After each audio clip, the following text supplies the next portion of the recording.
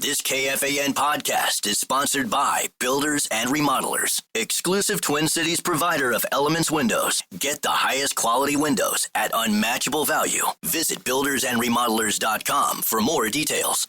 This is Julian Edelman from Games with Names. Applebee's just cooked up the ultimate option play with their new Ultimate Trio deal. You can choose from 3 of their delicious appetizers and pair them up with 3 sauces for just $14.99. Craft your perfect trio from over 80,000 different combinations in this flavor-packed plate built for one, or to share if you're generous. You could stick with the classic pairings like boneless wings and buffalo sauce, or you could spice things up and try some unexpected combinations like dipping chicken wonton tacos in their honey Dijon mustard. It's time to head to your neighborhood Applebee's or order online today.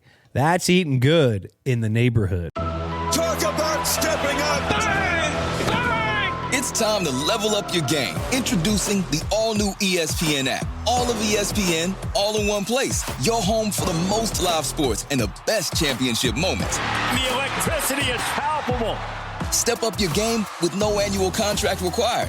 It's the ultimate fan experience. Level up for more on the ESPN app or at stream.espn.com.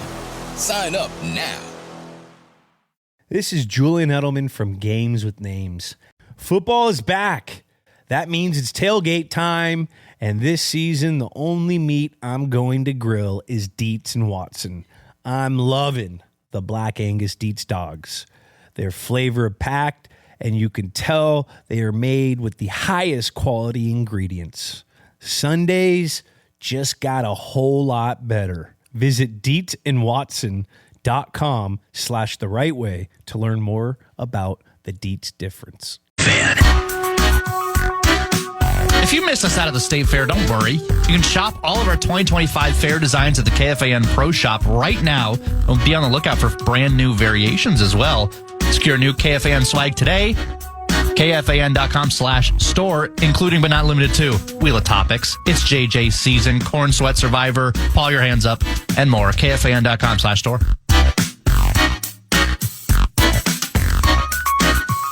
10:04, and here is our beloved scribe, Ben Goessling, who covers the Minnesota Vikings for the Star Tribune and StarTribune.com, at Ben Goessling via Twitter. And this is all courtesy each and every week of Standard Heating and Air. Thank you, Standard Heating and Air. Let's begin with an overarcher. What excites the scribe about the season opener at Chicago? And good morning. Good morning. Yeah, this one I think is going to be, of the season openers I've covered, this is one of the more exciting ones. I mean, you get the occasional, like the Falcons or the Giants, and, there's not a ton of subplot. There's not a ton of intrigue all the time in some of those years. There's always something. But this one, I think, is unique because it's coaching change in Chicago. Ben Johnson, a guy that has had a lot of success. His offenses have had a lot of success against the Vikings, against Brian Flores. You have Caleb Williams. How is he going to sync up with Ben Johnson? Is he going to play within that system? Is it going to be backyard football? Mm-hmm. Caleb Williams against J.J. McCarthy, which obviously is not an accident. That's TV saying, let's get 2 of these quarterbacks facing each other in week 1. And Monday Night Football has been a popular spot for the Vikings and Bears over the years anyway. And then J.J. McCarthy making the debut in his hometown. So there's, whether it's X's and O's, whether it's storylines, whether it's, kind of human interest stuff, there's a lot to this one. So, yeah, this is going to be a fun one this week. Ben, covering the Vikings for the Star Tribune and StarTribune.com. Correct me if I'm wrong here. You were preceded by Dan Weeder. I was preceded by Dan Weeder would have been 2 before me. I was preceded by Matt Venzel. And then Dan would have preceded Matt. Venzel. Yes. Pittsburgh, go Penguins. Yep. Okay, well, Weeder was on the radio show about an hour ago. And my first year on the beat, he was at the Strip when I was at the Pioneer Press. I know Dan very well. And I forgot to ask him this, and I told the audience, because I think I was going to bring it up to him, because I think it potentially it's the surface. It's Soldier Field. And I'm just going to share what I read from Chicago's very own WGN9. there were 5 consecutive concerts at Soldier Field. Yeah. That ended last night. Oasis was just there. There we go. Somebody else probably must have just been there after that. All right, so WGN Scribe writes, once the shows wrap, Soldier Field's transformation begins as crews begin laying sod and preparing for the Bears to commence the 2025 season, which happens at home against the Vikings September 8th. So I'm taking the leap when they say laying sod. Yeah. That it's a majority of or the whole field, or is it just parts? What would you think? I would think it's a lot of the field. I mean, I have to go back and look at the pictures from some of those concerts to see how they had set it all up. Because it's like, do you want the sod to get trampled? I can remember helping out at Washington games when I was on the Nats beat. The Monday night games that I was like, let's get the baseball writers in here to help with it. And I remember a couple of concerts. I think U2 had one where they had like the massive 30-yard stage, and the home game the following Sunday, you could see the imprint of this field pretty clearly. Like the grass had gotten fairly significantly damaged. So my question becomes, do you want the grass down there and then getting trampled by the staging? And every stage is a little bit different. Or do you lay it after the fact and say it's going to be better off? I'm not a great sod mind. Right. I'm not a horticulturist. But it's been a problem there before. It's certainly been a problem. That's a lot of the story of that stadium. And I wonder if sod is an issue. If you could mix new sod with old or existing sod. Without just having to do the whole thing. And now we're talking about seams. Yes. I mean, they're going to spend the entire week trying to stamp this thing down. Yep. We've seen it in a couple of venues. I harken back to London in the Saints game. Yeah. When they have that perfect, beautiful sod, and then they're trying to lay new stuff over turf, or they're just using turf. They could be in mid-season form from a horrific field condition standpoint week one. It is possible, and we've seen it in, whether it's something like this or in Brazil last year where you're putting down a surface right away, and it depends what the weather is going to be like down there this week too, I suppose. But yeah, it is something that's worth keeping in mind. I mean, I think I just kind of laugh because the three of us are sitting here and none of us are probably well versed on this enough to have a completely informed take on it. But the history of Soldier Field and that surface and some of the things we have seen in the past, it's worth keeping in mind. That's for sure. Yeah. Now that I deep dive it a little bit, this may be, or parts thereof, a yearly thing at Soldier Field. Because as Soldier Field does replace its sod after major concerts to prepare for Chicago Bears football seasons or other events. The process was significantly updated in 2022 when they switched from Kentucky bluegrass to a new, more durable variety of Bermuda grass called Tahoma 31. Which, wow. This is your agronomy leader, the fan, and KFAN.com. That sounds more like something you'd get in a dispensary somewhere. Yeah. I'll take a bag of that Tahoma 31, please. Yeah, for sure, man. And so it seems like this is a yearly thing, but it just seems more extensive this year because of 5 consecutive days of shows. Well, I'm trying to think who else was in there. I mean, like 5 days of stadium shows is a lot. Yes. Because, I mean, those things are That's why I think it's the whole thing. Yeah.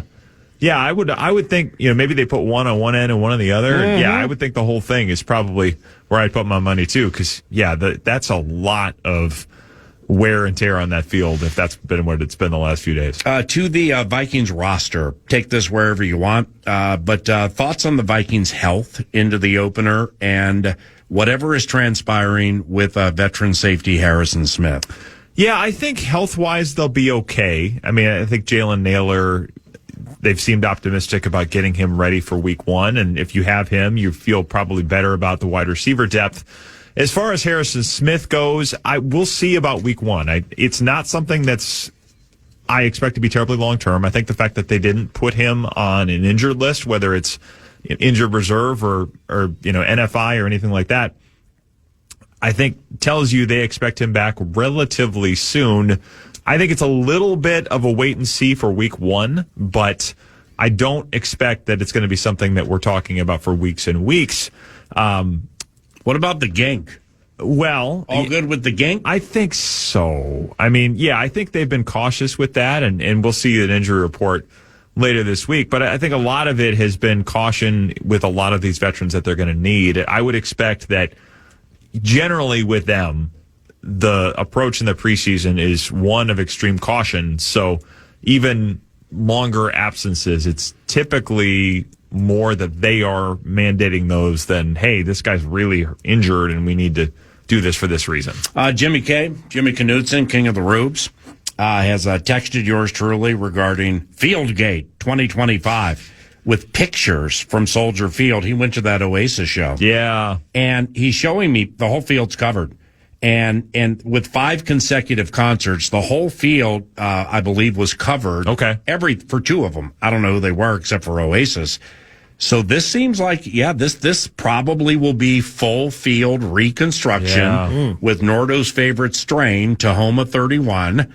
And hopefully the Vikings can smoke the Chicago Bears. But this, that's, I know since 2022, they've done things to like replenish this. Yeah. If this is a full, from a weather standpoint, feels like high 60s, light breeze, minimal chance at rain, not super windy from what I looking at the 10 days. Sounds great. So, right. But sounds like football weather. Yeah, if it rains on this new sod and everything, holy cow, that could be nasty. Yeah, that would be the question, is if they get rain over the next couple of days and then you're dealing with sod that hasn't settled and there's moisture and it just becomes unpredictable. Yeah. And, that there have been some games over the last couple of years, probably more so at Lambeau Field, where that's become an issue. Right.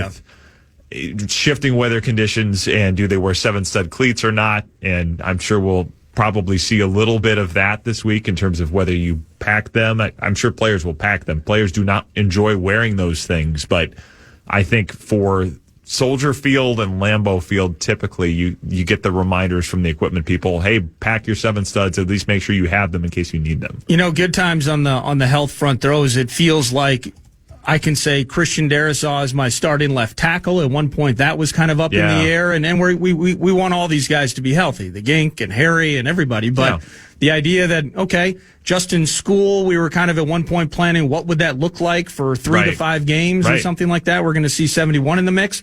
And then all those off-field or pre-practice, untelevised, unmonitored bits with number 18, Justin Jefferson in the hammy. Yeah. That seems to be in a good spot, too. So from a health standpoint, there are a couple of good things to look forward to on Monday. I think Christian Darrisaw being back and ready to go is significant because, like you say, that injury was late October last year, and ACL turnarounds are getting faster all the time. It seems like there's a kind of almost a 2-stage thing, and this is, it depends on the position a little bit, but TJ Hawkinson has talked about this a little bit, and he sat down with Andrew Kramer for the first of our many season preview big long reads this week, and he talked about there is kind of a stage where you're back from it, and then there's a stage where you feel completely like yourself again. So whether Darrisaw deals with any of that, we'll see. It's a different type of position that TJ Hawkinson plays, obviously. But him being back week 1, I think, is a big deal because they are very different with him there and having a rookie to his right in Donovan Jackson. I think the more consistency you have around him in terms of the pieces that you expect to be there for a long time, the guys that you trust to do their jobs at a high level because you pay them to do that in Christian Darrisaw's case, I think that helps quite a bit. Justin Jefferson, I think this is going to be a long-term maintenance thing. He's had enough hamstring stuff at this point that I would not be surprised. He practices hard, and he does not like to miss practices.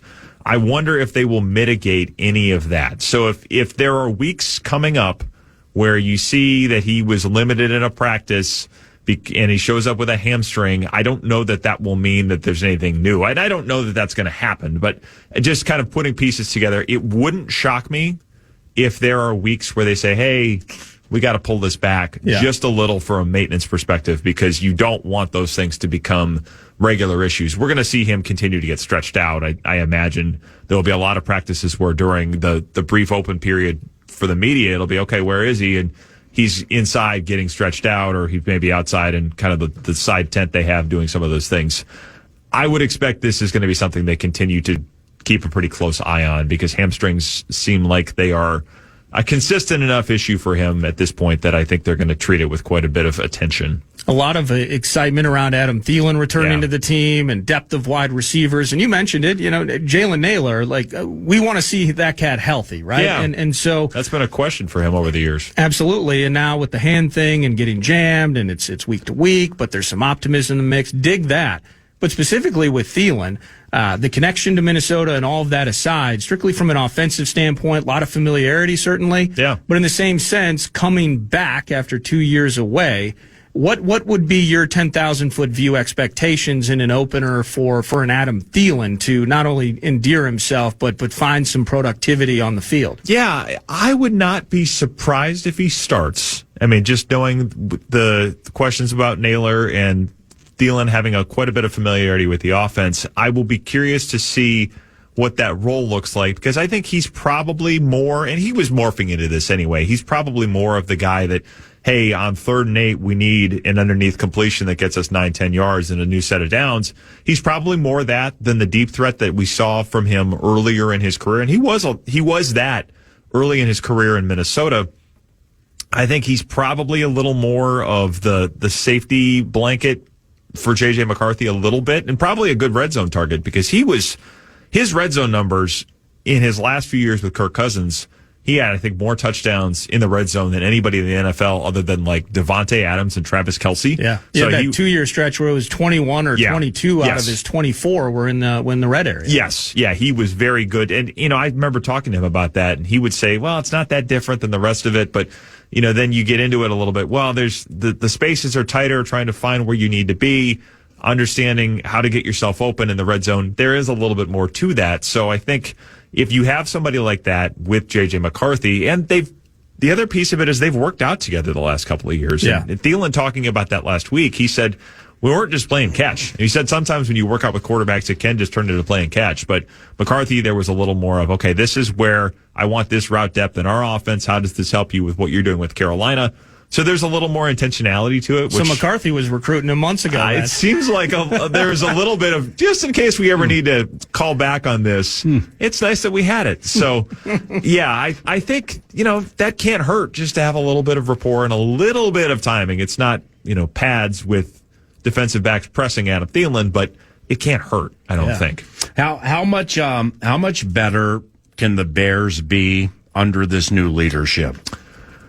Well, I mean, I am curious, and I pause a little bit because it seemed like some of the stuff in training camp was, you saw some stuff coming out of it that kind of made you raise an eyebrow. Just like what? Ben Johnson kind of doing the new coach antics of, hey, this is going to be a tougher ship, and everything's, there's a new sheriff in town. Yeah, I mean, unless he's lying. Well, and he under promise, over deliver. It's just you see a lot of new coaches do some of that stuff, and it's like, okay, is this with a purpose, or is this just to kind of, set a tone that doesn't really lead to anything? So, some of that stuff kind of makes you go, all right, we'll see. But I think if they have an offense that supports Caleb Williams more effectively and molds Caleb Williams into a quarterback that can be successful in the NFL over the long term, you probably don't want him playing backyard football and scrambling around as much as he's done it.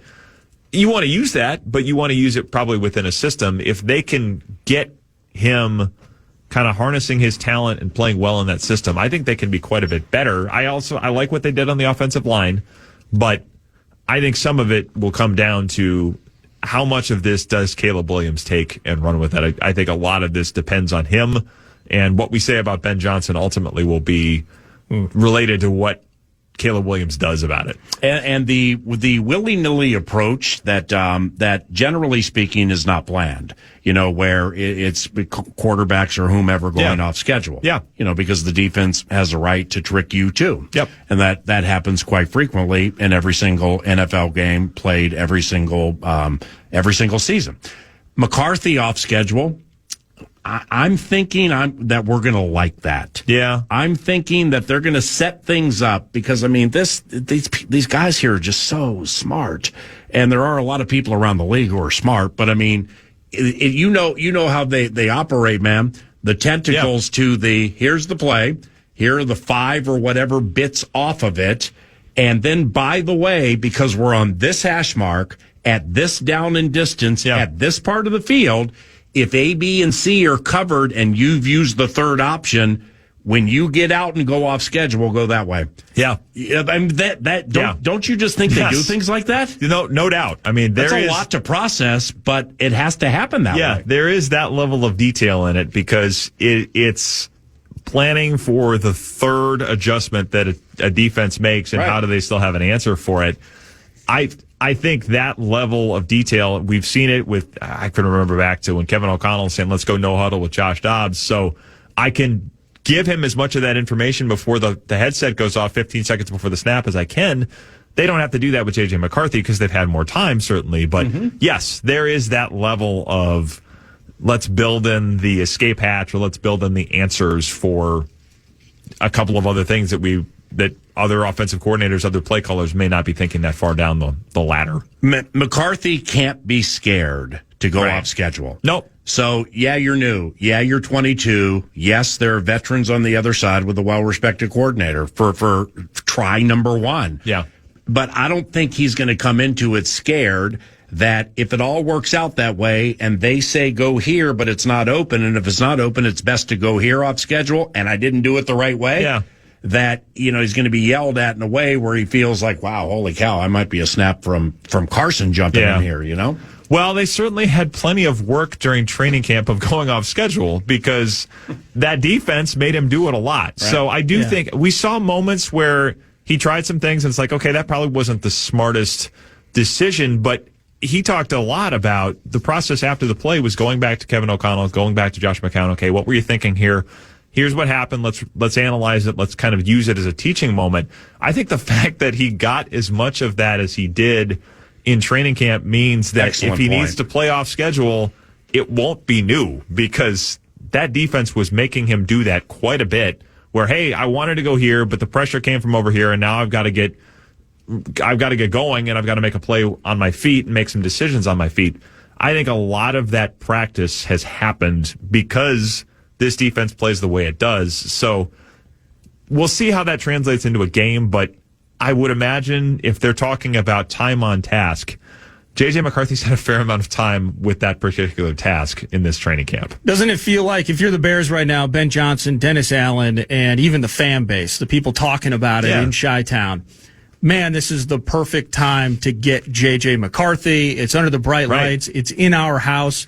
And then conversely, on the other side, KO and Flores are like, man, this is the perfect time to get Caleb Williams. That's kind of the fun part of it. And, it could be worrisome or you could look down on it because, man, there's going to be some clipping penalties in this game. There's going to be potentially weird stuff that happens. Yeah. And maybe we see a lot more of the run game on a Monday night, week one, than we do when things get a little more high flying and in tune passing wise. But it just feels like both teams probably have a mindset here where so much is new or critical things are new. Or, man, week one, this is the best time to get this thing out of the way, mistakes be damned, and then we can learn and move forward. Well, and you've seen what Brian Flores has done against young quarterbacks, so there's that dynamic. There's Caleb Williams and a new offense. There's unscouted looks with the Vikings having new things, new people involved. Unscouted looks certainly for the Bears with Caleb Williams being new in this offense. Unscouted looks for Dennis Allen against J.J. McCarthy. There's all of those things, and the fact that it's a division game, I think, adds a level of intrigue to the whole thing. I mean, the whole NFC North this week is playing division games. The Packers and Lions open against each other, too, and we're talking about what could be, again, the best division in football, possibly the most competitive division in football.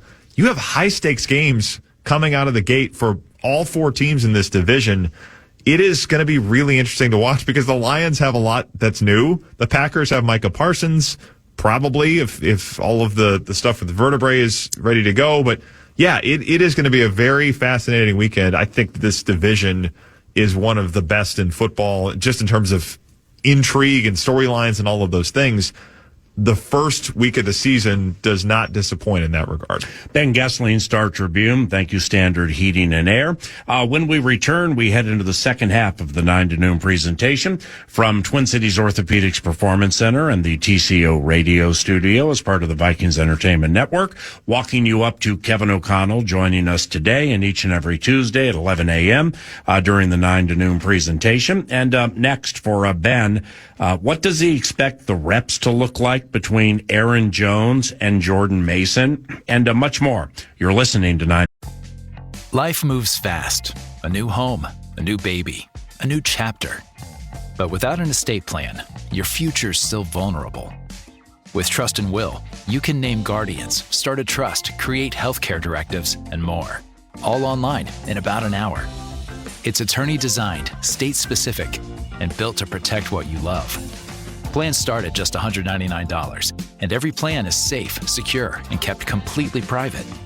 From families with young kids to adults caring for aging parents, Trust and Will makes it simple to take control, without a law office, paperwork stress, or court delays. Go to trustandwill.com and use code RADIO to save 20%. Start your plan today. Don't wait for life to force your hand. Estate planning is one of the smartest, most loving things you can do. Trust and Will is an online estate planning service. See website for details. Trust and Will.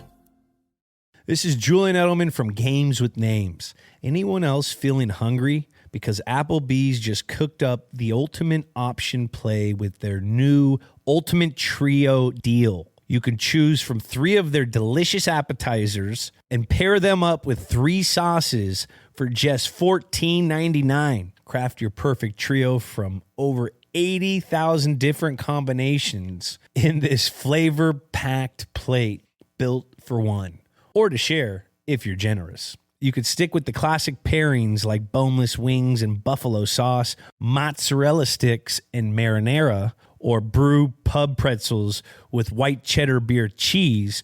Or you could spice things up and try some unexpected combinations like dipping chicken wonton tacos in their honey Dijon mustard. The choice is yours. The Ultimate Trio is the perfect way to hit all your cravings in one plate and turn appetizers into an entree. It's time to head to your neighborhood Applebee's or order online today. That's eating good in the neighborhood. Talk about stepping up. Bang! Bang! It's time to level up your game. Introducing the all-new ESPN app. All of ESPN, all in one place. Your home for the most live sports and the best championship moments. The electricity is palpable. Step up your game with no annual contract required. It's the ultimate fan experience. Level up for more on the ESPN app or at stream.espn.com. Sign up now. This is Julian Edelman from Games with Names. Football is back. That means it's tailgate time. And this season, the only meat going on the grill is Dietz and Watson. Some of my favorites are the Black Angus Dietz dogs, the Italian-style chicken sausage, and the Asiago spinach chicken sausage, just to name a few. Oh, and I love the jalapeno mustard. It's flavor-packed, and you could just tell Dietz and Watson uses the highest quality meats in every bite. Dietz and Watson was born in Philly in 1939, and they've been doing it the right way ever since. Visit DietzandWatson.com/the right way to learn more about the Dietz difference. Afternoon. You out. Actor and comedy legend Adam Sandler is coming to the XL Energy Center October 22nd. From Happy Gilmore to Billy Madison, he's bringing the laughs live. You want to win your way in? You can check out KFAN.com keyword contest for your shot at tickets. KFAN.com keyword contest.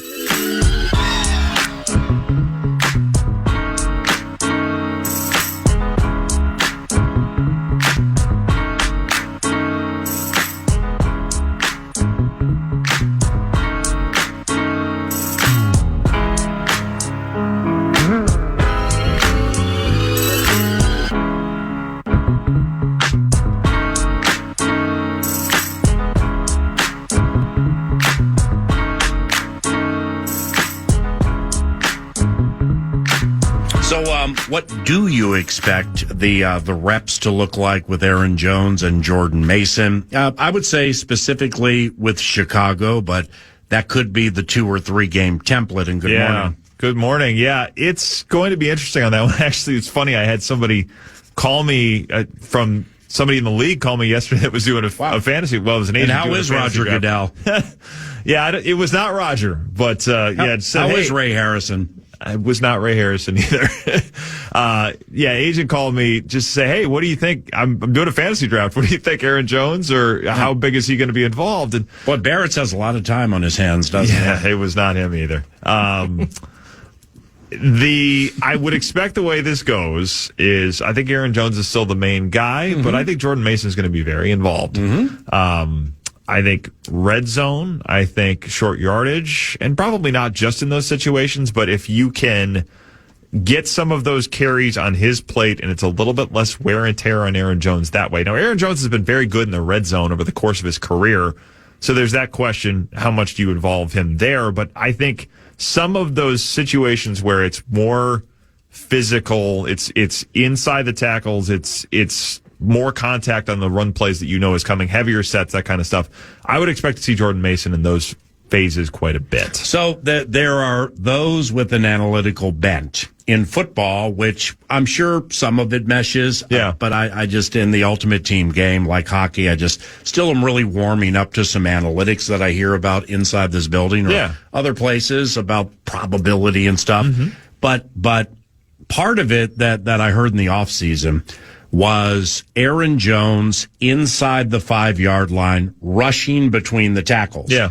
Well, I mean, it's like if there were 50 running backs who did it more than 10 times, he might have been in the 40s. Yeah. So it just, okay, so now you got, the 3 who were in there are gone.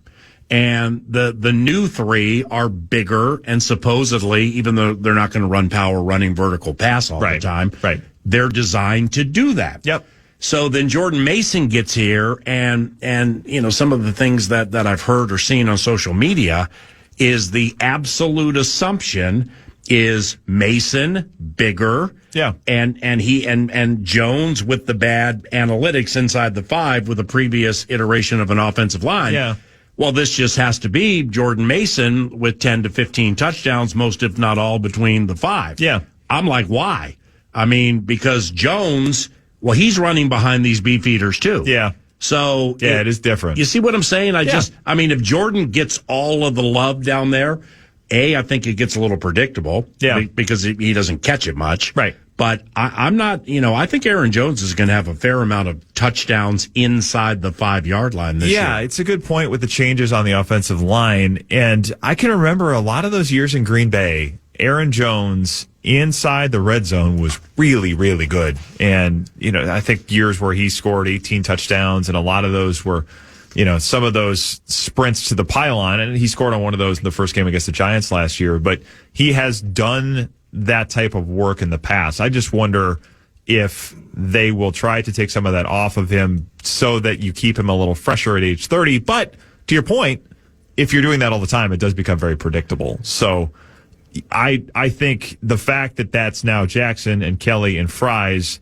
in the middle does change a lot. And I think that's part of the reason they made those moves was you want better protection up the middle, but you also need to get better at 3rd and 1, goal to go situations, running the ball. I think all of those things are part of the reason those offensive linemen are here as well, in addition to the changes in the running back room. Yeah, and I guess I was kind of going down the predictable route because I was trying to picture this would be a pretty big departure from what we've seen from KO, where, if it's Aaron Jones on the field, Aaron Jones is getting the drive. We didn't see a lot of instances, maybe after like a significantly long or physical run.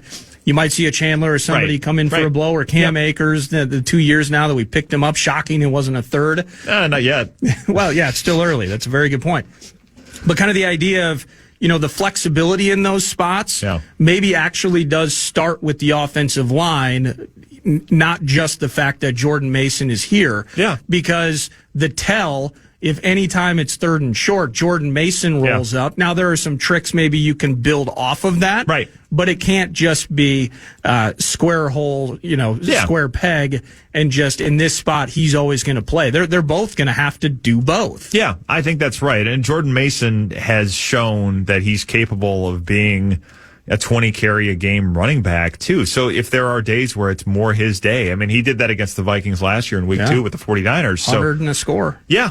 He has shown he's not just Leroy Horde or something. So he, I think, brings a lot to the table. And we saw a fair amount of him in training camp that I expect he's going to be involved quite a bit. I think, however this shakes out, whether it's situational or whether it's a drive at a time, I think them having him is helpful for Aaron Jones because we did see a little bit of the wear and tear come to him at the end of the season, and I think it affected his productivity. So if you can help that, I think it's better for everybody. This is probably a dumb question, but I'm going to roll with it. Missing C.J. Ham on special teams versus missing C.J. Ham offensively. Yeah. Does that teeter-totter sit heavier one side or the other? Well, he might play. He might play Monday, right? No, he's on injured reserve to start the year. He's out for 4. It is for 4. Yeah. Wow. Yeah, he's on that short-term return. I don't think he's going to be hurt very long. It sounds like he could have been ready probably in a week or so, from what I understand. But they were being cautious with it, and you need the roster spot and all of those kinds of things, so you give it a little more time.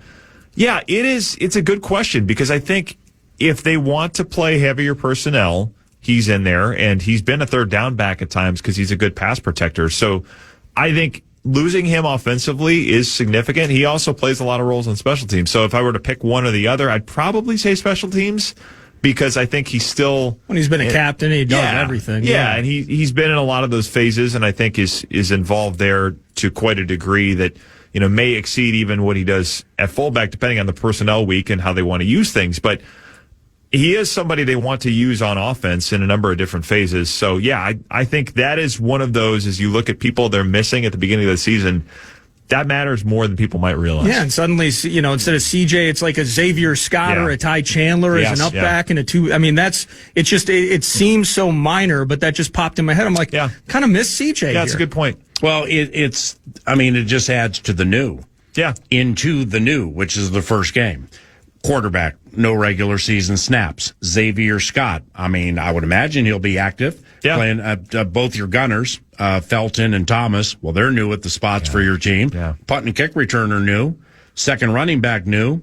Veteran receiver, not new, but new. Yeah. Thielen. New to you. And things have changed. It may be the verbiage. Center new. Right. I mean, there's just but the when you bring in a first round left guard and veteran center and right guard off injury, it's supposed to minimize the new. That's the point. Hargrave and Allen minimize the new.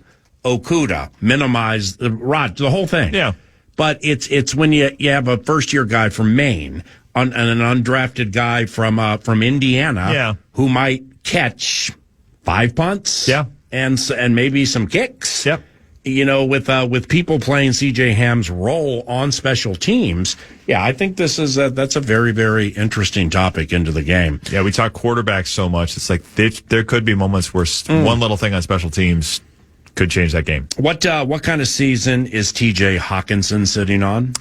I think he will be better than he was. I think the fact that he is healthier, he's further removed from that ACL, makes him a bigger factor in the passing game. And I think we saw a lot of connection with him and J.J. McCarthy in training camp. Part of the thing with Justin Jefferson being out so much is McCarthy did get more time to work with Hawkinson, to work Jordan Addison. I think all of those things help. Mm-hmm. I expect Hawkinson will be a bigger piece of what they do again.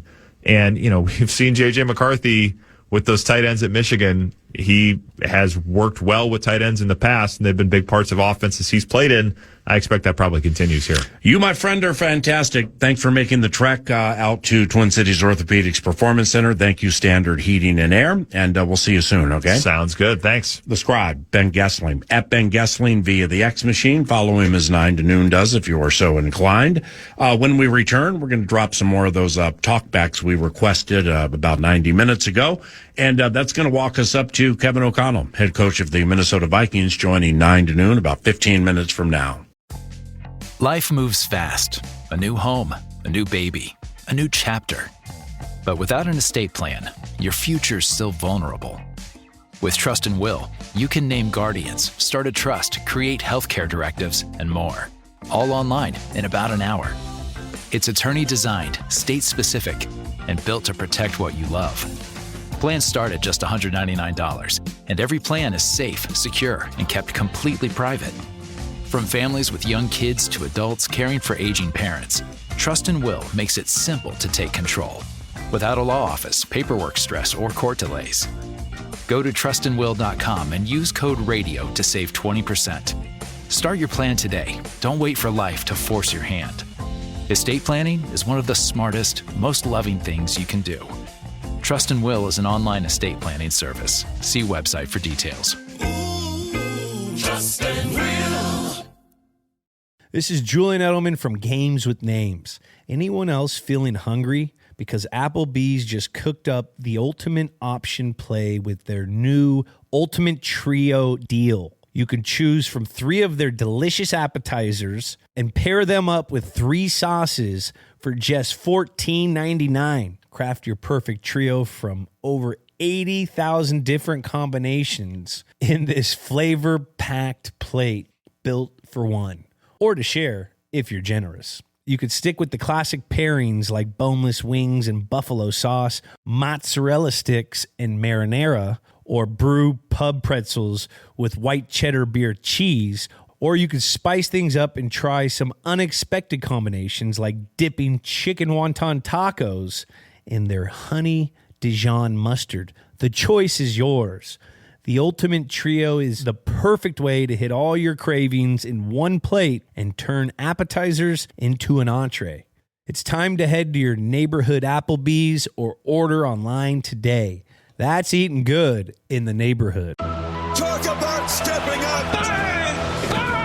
It's time to level up your game. Introducing the all-new ESPN app. All of ESPN, all in one place. Your home for the most live sports and the best championship moments. The electricity is palpable. Step up your game with no annual contract required. It's the ultimate fan experience. Level up for more on the ESPN app or at stream.espn.com. Sign up now. This is Julian Edelman from Games with Names. Football is back. That means it's tailgate time. And this season, the only meat going on the grill is Dietz and Watson. Some of my favorites are the Black Angus Dietz dogs, the Italian-style chicken sausage, and the Asiago spinach chicken sausage, just to name a few. Oh, and I love the jalapeno mustard. It's flavor-packed, and you could just tell Dietz and Watson uses the highest quality meats in every bite. Dietz and Watson was born in Philly in 1939, and they've been doing it the right way ever since. Visit DietzandWatson.com/the right way to learn more about the Dietz difference. Ban.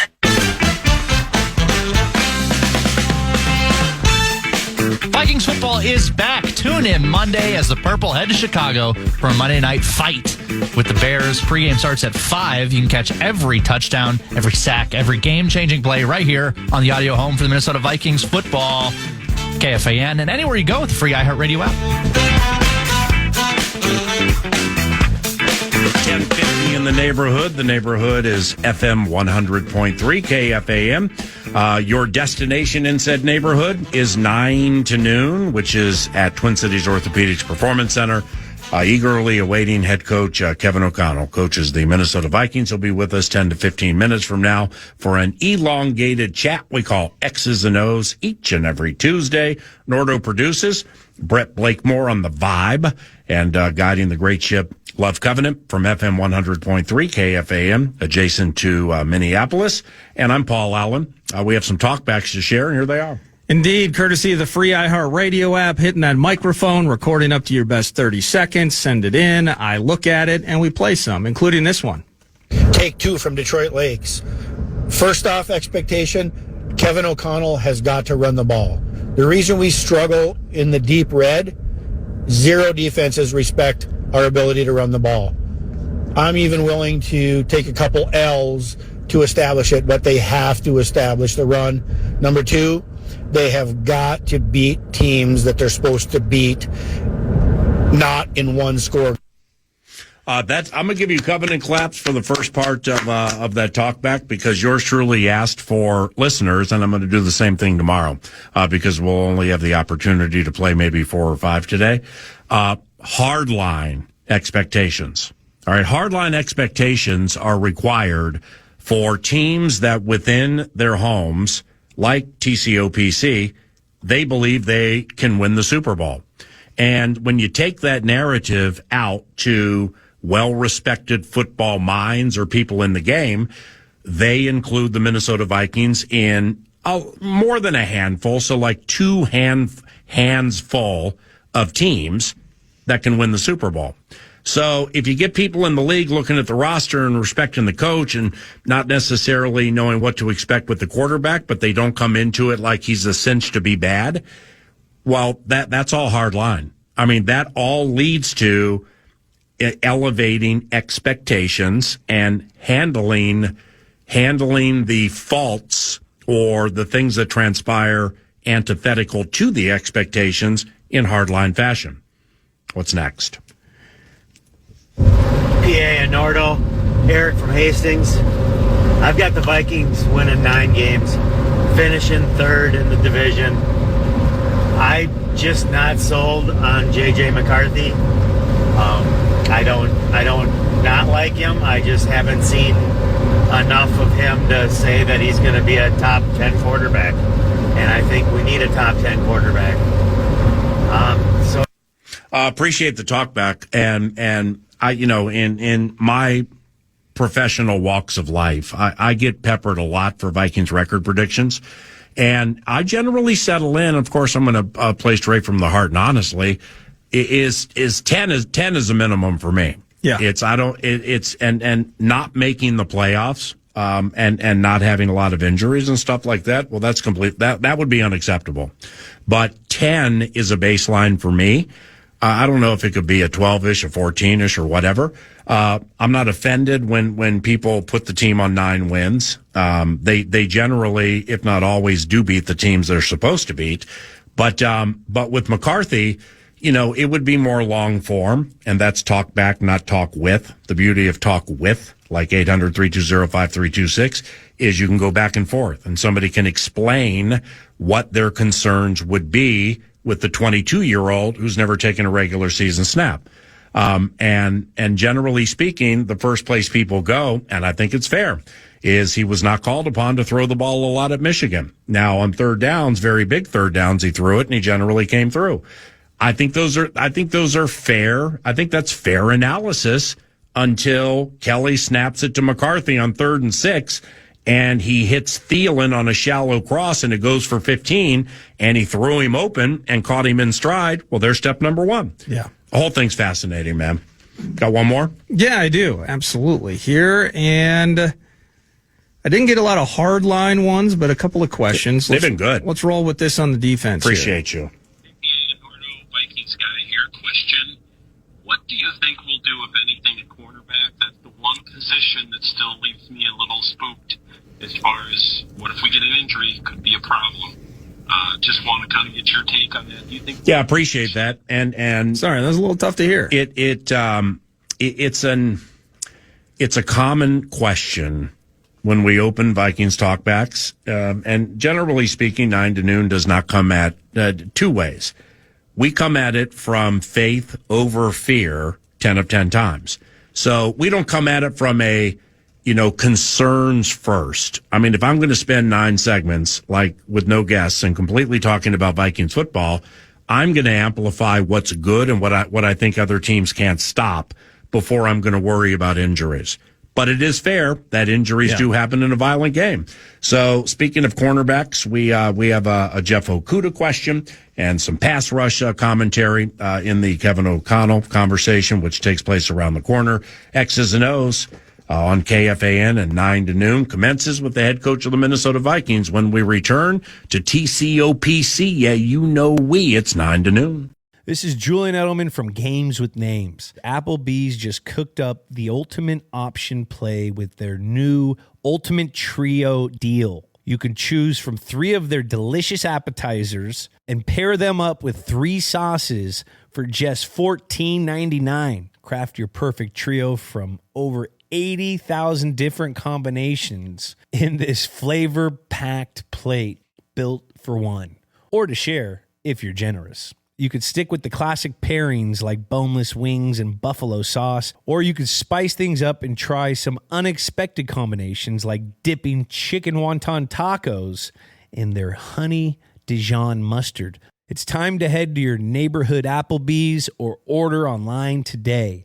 That's eating good in the neighborhood. Can small acts make a real impact in the world? Sometimes a small thing has the power to become more. Something big and meaningful. And when it comes to helping children, no act is too small. When you fill up at the Purple Giving Pump at Shell, a portion of your purchase will be donated to support charities in your community.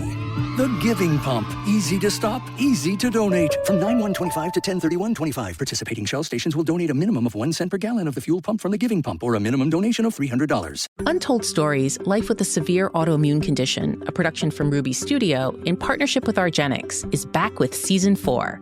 Join me, Martine Hackett, as we explore the realities of life with myasthenia gravis, or MG, and chronic inflammatory demyelinating polyneuropathy, or CIDP. We'll uncover the stories of resilience and self-advocacy in the face of uncertainty, from overcoming misdiagnosis to finding empowerment in small victories. These are moments that change us. Here's a glimpse of what's in store. Whenever I go to my specialist, he mentions the R word, remission. Is it possible? Like, is it over? But also knowing it's never really over. But just being able to say, hey, there's light at the end of the tunnel. Stay the course. Don't give up on yourself. Every single person living with the autoimmune illness has a life worth living, and it's up to you to define that, to capture that, and to go guns blazing. Follow and listen to Untold Stories on the iHeartRadio app or wherever you get your podcasts. At Hill's Pet Nutrition, we know that pet parent guilt is real. Leaving too long, playing too little. New homes, new babies, waking them up when they look so comfy. Running out of patience, running out of treats, running the vacuum. You can only do so much. That's why there's Hill's, science-led nutrition to help you give more love than humanly possible. Because you're only human, there's Hill's. Find the right food at hillspet.com/science does more.